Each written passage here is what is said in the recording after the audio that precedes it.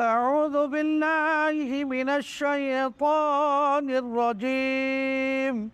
بسم الله الرحمن الرحيم.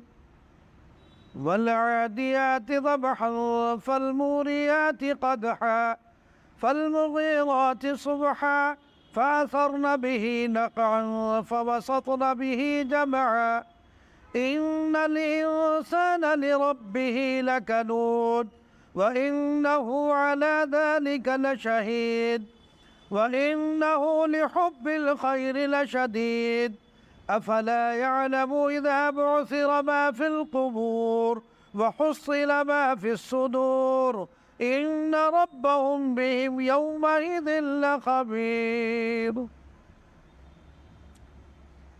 اس وقت جن آیات کی تلاوت کی گئی ہے یہ سورۃ العادیات کی آیات ہیں. اس سورت کا نام سورہ عادیات کیوں رکھا گیا؟ وجہ ظاہر ہے کہ چونکہ اس سورت کی جو ابتدا ہو رہی ہے وہ عادیات ہی سے ہو رہی ہے، تو اس مناسبت سے یہ نام لے لیا گیا ہے.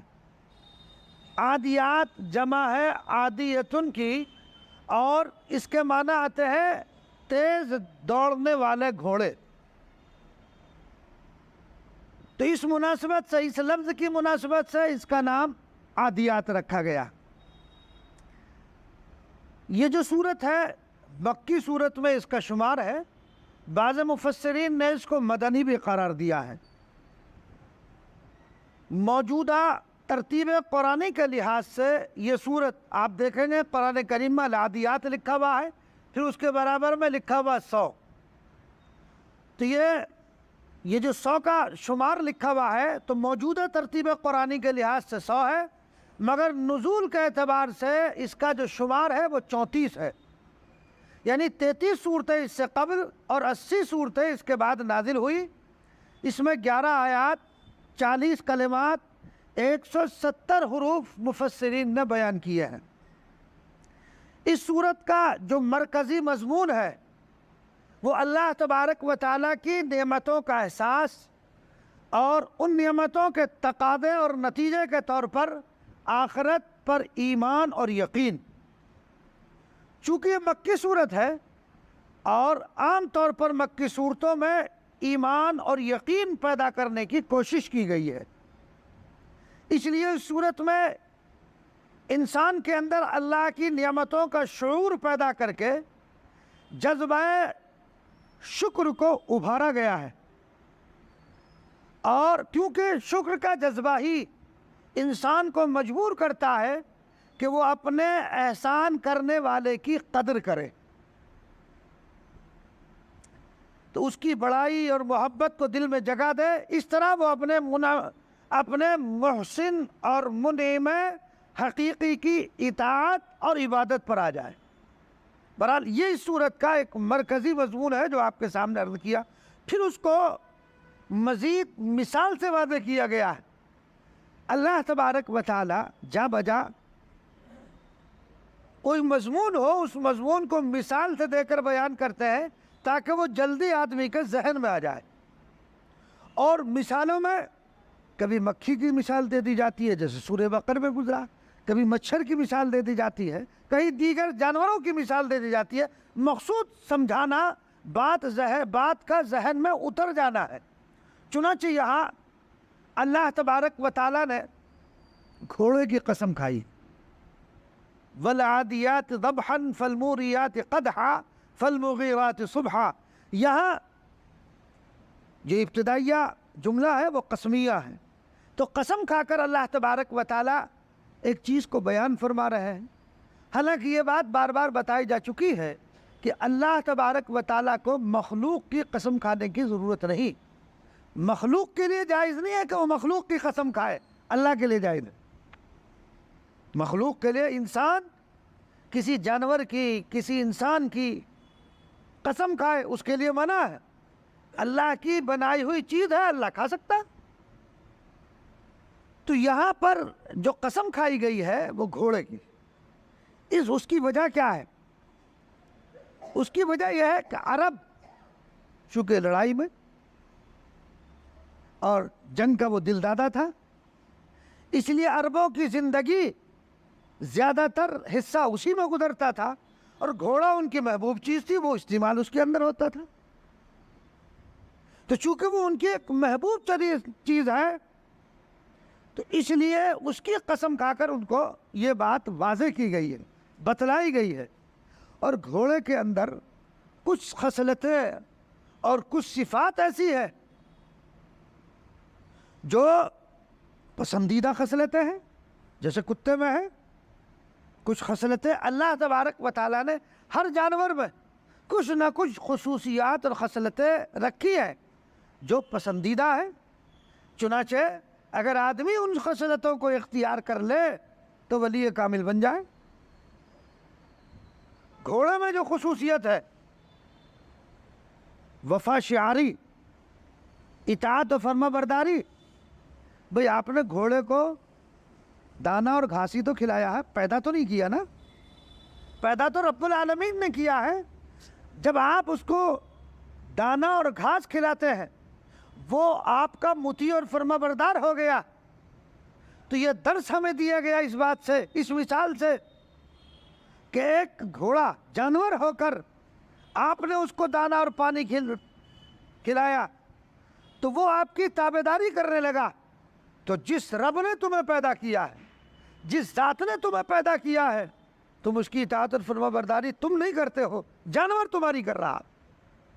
تو بہرحال جانور کے اندر یہ جو گھوڑا ہے، اس کے اندر جو صفات ہے جس کی قسم کھائی گئی ہے وہ کیا ہے؟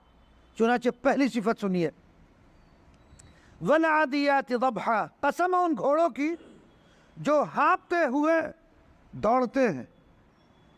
گھوڑا اپنے مالک کا کیسا وفادار ہوتا ہے کہ اس کے اشارے پر اگر وہ دور ہے، اس نے اشارہ کیا، وہ دوڑتا ہوا آتا ہے۔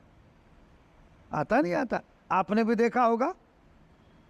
تو جو اس کی پرورش کرتا ہے، یعنی انسان جو اس کو دانہ دے رہا ہے، جو گھاس دے رہا ہے، ظاہری طور پر جو اس کو پرورش کر رہا ہے، حقیقتاً تو نشو و نما کرنے والی ذات اللہ تبارک و تعالیٰ کی ہے۔ الحمدللہ رب العالمین، جو تمام جہانوں کا پالنے والا ہے۔ تمام تعریف اس اللہ کے لیے جو تمام جہانوں کا پالنے والا ہے۔ تو رب العالمین، وہ گھوڑے کا رب بھی کون ہے؟ خداوند قدوس ہے، لیکن اس کی ظاہری پرورش میں بظاہر انسان کا ہاتھ نظر آتا ہے کہ اس کو دانہ دے رہا ہے، اس کو گھاس ڈال رہا ہے، اس کو پال اور پوس رہا ہے۔ تو آپ یہ دیکھیے کہ جانور ہو کر وہ انسان کی تابع داری اختیار کر رہا ہے، اس کے اشارے پر وہ چل رہا ہے۔ تو اس نے آواز لگائی، وہ دوڑتا ہوا، ہانپتا ہوا، کانپتا ہوا مالک کی طرف آتا ہے۔ تو آپ نے دیکھا ہوگا کہ جب گھوڑا دوڑتا ہوا آتا ہے تو ایک آواز نکلتی ہے اس کے پیٹ سے، ہے نا؟ اس کے پیٹ سے ایک آواز نکلتی ہے ہانپتے ہوئے، اسی کی قسم کھائی گئی ہے یہاں۔ دوسری صفت، فالموریات قدحا، قسم ہے ان گھوڑوں کی جو پتھروں پر ٹاپ مار کر آگ جھاڑتے ہیں۔ اس کا کیا مطلب ہوا؟ گھوڑا اس قدر قوی اور طاقتور جانور ہے کہ جب یہ دوڑتا ہے اور پتھریلی اور ریتیلی زمین پر ہوتا ہے، اور اس کے آپ نے دیکھا ہوگا پیر میں ایک آہنی سم لگی ہوتی ہے، لگاتے نا اس کے پیر میں ایک لوہے کی، تو وہ جب وہ پتھر پہ پڑتا ہے تو اس کی جب رگڑ لگتی ہے تو اس سے چنگاری پیدا ہوتی ہے، وہ مراد ہے۔ گھوڑا جب وہ پتھروں پر ٹاپ مار کر آگ جھاڑتا ہے، آگ جھاڑنے کا کیا مطلب ہے؟ یعنی جب وہ پتھر تیزی کے ساتھ رکھتا ہے اور اس پر جب رگڑ لگتی ہے تو اس سے چنگاری نکلتی ہے۔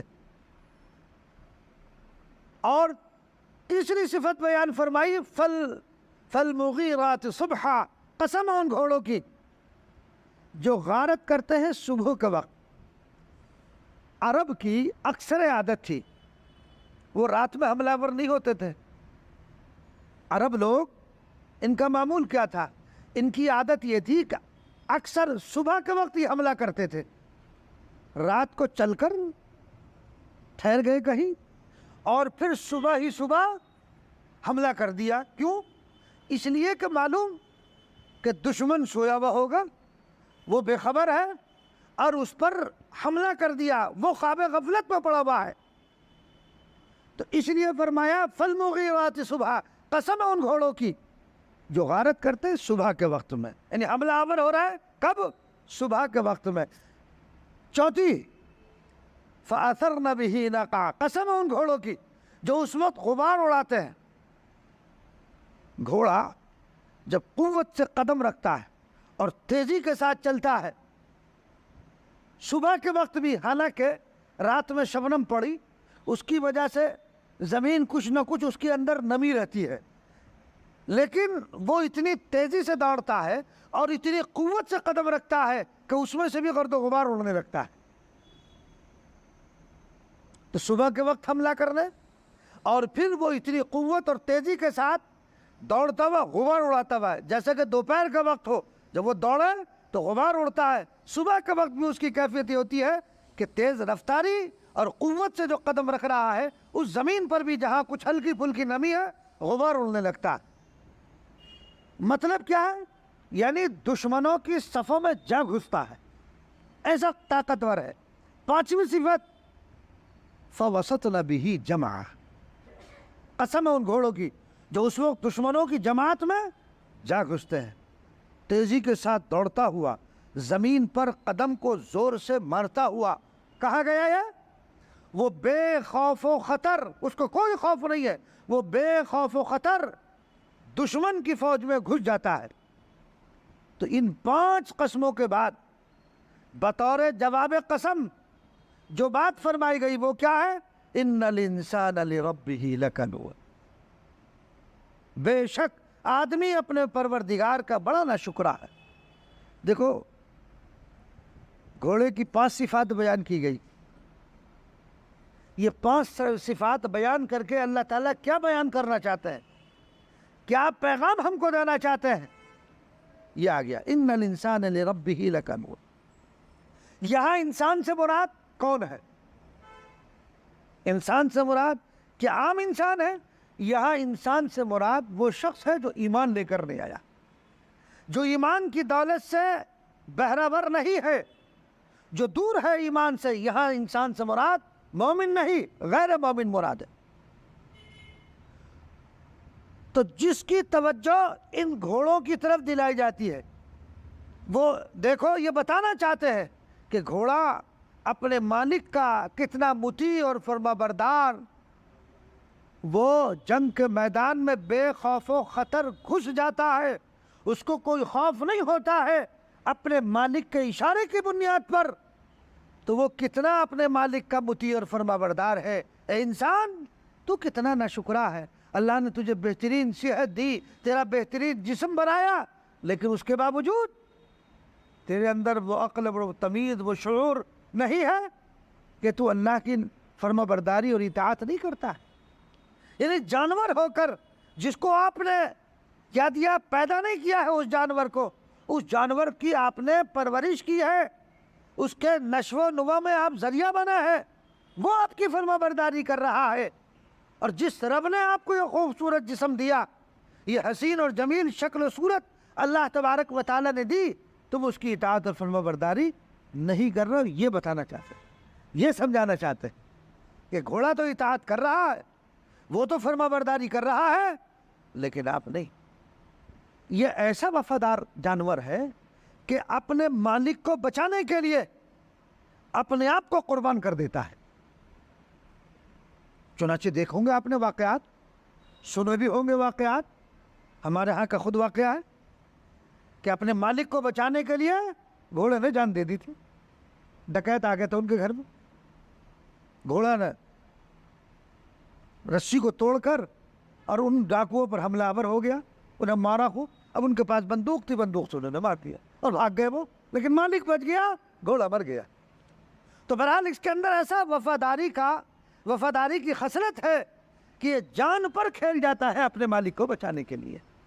لیکن انسان، اس کے اندر شعور پیدا نہیں ہو رہا، جبکہ عقل و شعور جو انسان میں ہے وہ جانور میں نہیں ہے. یہ پھر بھی باز نہیں آ رہا ہے، پھر بھی جو ہے یہ اللہ تبارک و تعالیٰ کی نافرمانی اور خدا بند قدوس کی نعمتوں کی ناشکری، تو اللہ تبارک و تعالیٰ نے اس انسان کو کتنی نعمتوں سے نوازا۔ ساری زندگی بھی اگر انسان اللہ کی اطاعت اور فرما برداری میں گزار دے تب بھی اللہ کی ایک نعمت کا شکر ادا نہیں ہو سکتا۔ دیکھو سانس کتنی بڑی اللہ کی نعمت ہے، اندر گیا اور پھر باہر آیا، اندر جانا الگ نعمت ہے، اس سانس کا باہر آنا یہ الگ نعمت ہے۔ اندر جا کے باہر نہ آئے تو آدمی ختم، کتنی بڑی نعمت ہے، یعنی انسان کی زندگی کا مدار ہے۔ اتنی بڑی نعمت سے اللہ نے نوازا، پھر بھی یہ ناشکرا بنا ہوا۔ تو کیا فرمایا؟ ان الانسان لربہ لکنود، بے شک آدمی اپنے پروردگار کا بڑا ناشکرا ہے۔ کتنی نعمتیں اس کے پاس موجود ہیں، مگر ان نعمتوں کے باوجود یہ اللہ کی نافرمانی کرتا ہے۔ اور یاد رکھو پھر اگر تم اللہ کی نافرمانی سے باز نہ آئے تو خداوند قدوس نے نمرود کا، حامان کا کیا حال کیا؟ ان کے پاس دولت کی ریل پیل تھی، ان کے پاس مال و زر ان کے پاس موجود ہے، لیکن اللہ کی نافرمانی اور سرکشی میں جب یہ آگے بڑھے خداوند قدوس نے ان کو تباہ اور ہلاک اور برباد کر دیے۔ انسان کے پاس جو کچھ ہے وہ سب اللہ کی عطا ہے، اچھی صحت ہے، پیسہ ہے، مال ہے، یہ سب اللہ کی عطا ہے، آپ کا کچھ نہیں ہے۔ پھر انسان کس چیز پر گھمنڈ کر رہا، پھر انسان کس نعمت پر اترا رہا ہے، جبکہ کوئی نعمت اس کی نہیں ہے، سب اللہ تبارک و تعالیٰ کی دی ہوئی ہے۔ تو اس لیے اس انسان کو اپنے مالک حقیقی کو پہچاننے کی کوشش کرنی چاہیے، اس کی اطاعت اور فرما برداری کرنی چاہیے۔ اور اگر اس کی اطاعت اور فرما برداری نہیں کرو گے، ناشکری کرو گے، تو نتیجہ کیا ہوگا؟ تم ایک گھوڑا اس جانور سے بھی زیادہ ذلیل اور بدتر ہو جاؤ گے۔ وہ فرما برداری کی بنیاد پر کہاں پہنچا، کیا رتبہ ملا، ہے نا؟ اور تم نے اگر فرما برداری نہیں کی تو تم اس جانور سے بھی بدتر ہو۔ آدمی جانور سے بھی بدتر ہے نا پھر تو بھائی، وہ بھی چارہ کھا رہا، سو رہا، اس کا کوئی کام نہیں۔ اللہ نے انسان کو عقل دی، شعور دیا، بہترین سانچے میں اس کو ڈالا، پھر یہ کھا رہا، سو رہا، یہی اس کا مقصد ہے زندگی، تو بیکار ہے، جانور سے بھی بدتر ہے۔ یہ تو وہ طریقہ ہے جو جانوروں کا۔ تو انسان کو اندر اطاعت، شکر گزاری، فرما برداری کا مادہ پیدا ہونا چاہیے۔ اسی کو اللہ تبارک و تعالیٰ آگے فرمایا کیا؟ وَإِنَّهُ عَلَى ذَلِكَ لَشَهِيدٌ، اس کو خود بھی اس کی خبر ہے۔ یعنی انسان خود اپنی ناشکری پر زبان حال سے گواہ ہے۔ اگر یہ اپنے دل کی آواز کو سنے اور اس کی طرف متوجہ ہو تو اس کا دل کہہ رہا ہے تو بڑا ناشکرا ہے۔ آپ خود اندازہ کر سکتے ہیں پریکٹیکل طور پر، اللہ کی نافرمانی کر رہے ہیں لیکن آپ کا ضمیر آپ کو جھنجھوڑ رہا ہے، کیا کر رہے ہو؟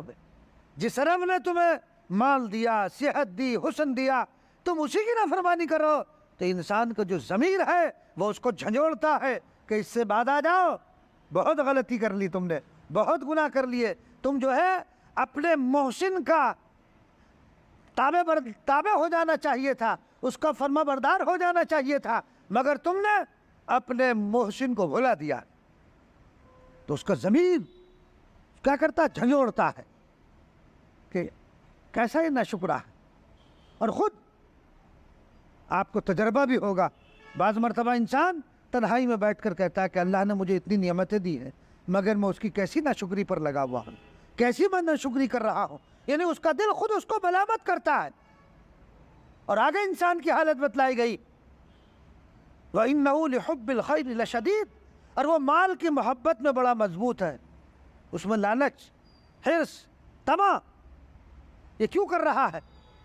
مال کی محبت، لالچ، اس کے اندر بخل، امساک کی کیفیت پیدا اس کے اندر ہو گئی ہے، اور اس مال نے اس کو اندھا بنا رکھا ہے۔ وہ سمجھ رہا ہے کہ جو کچھ میں کما رہا ہوں صبح سے شام تک جو میری تقاضا ہے اس پیسے کے لیے تو میں اپنے قوت بازو سے اس کو کما رہا ہوں، لہذا اس پیسے کو کیا کرتا ہے؟ سنبھال کر رکھتا ہے۔ جو تقاضے ہیں اس مال کے، ان تقاضوں کو پورا نہیں کرتا۔ زکوٰۃ جب صاحب نصاب ہے، زکوٰۃ کا مطلب آتا ہے تو زکوٰۃ نہیں دیتا ہے۔ صاحب استطاعت ہے، حج کا موسم آیا، حج فرض ہے، حج نہیں کر رہا ہے، اس کی طبیعت میں امساک، روک لیا، خرچ نہیں کر رہا، بخیل بن گیا، حالانکہ اللہ کی دی ہوئی چیز ہے تو اس پر شکر گزار ہونا چاہیے۔ اور نعمت کا شکر جانتے ہو کیا ہے؟ اللہ نے کوئی نعمت دی ہے تو شکر ایک تو زبان سے ہوتا ہے، اللہم لک الحمد ولک الشکر، ہے نا؟ ایک شکر یہ ہے، ایک شکر عملی ہے۔ مثلا مال اللہ نے دیا، اس کو محتاجوں پر خرچ کرو، یہ اس نعمت کا شکر ہے۔ اس کو روکے رہو گے، بخیل بنے رہو گے۔ جیسے میں نے سنا تھا وہاں تو ایک بخیل تھا، اس کے ہاں ایک مہمان آ گیا، اس کے ہاں اس وقت کچھ تھا نہیں تو اس نے شہد رکھ دیا۔ اب وہ جو مہمان آیا تھا اس نے شہد نکالا اور کھانا شروع کر دیا، تو بخیل کیا کہتا؟ زیادہ نہ کھاؤ، یہ تمہارے دل کو جلا دے گا۔ تو مہمان بھی بڑا ہوشیار تھا، کہنے لگا میرے نہیں تیرے،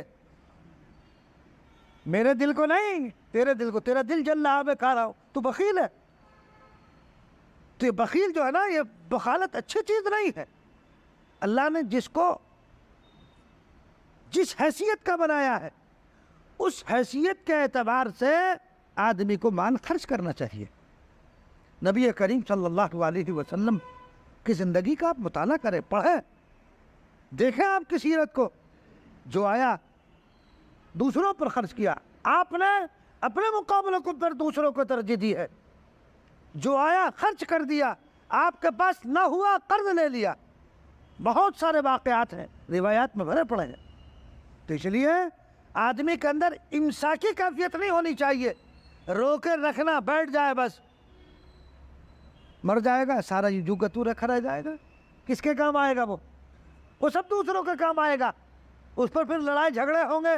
ہر ایک دعویٰ کرے گا میرا باپ میرے لیے چھوڑ کے گیا، وہ کہے گا میرے لیے چھوڑ کر گیا۔ تو اس لیے خرچ کر لو۔ تو یہ جو مال کی محبت ہے نا، اس میں یہ اس قدر غرق ہو گیا ہے کہ منعم حقیقی کو فراموش کر بیٹھا، ایسا مگن ہو گیا دنیا میں کہ اللہ کو بھول گیا۔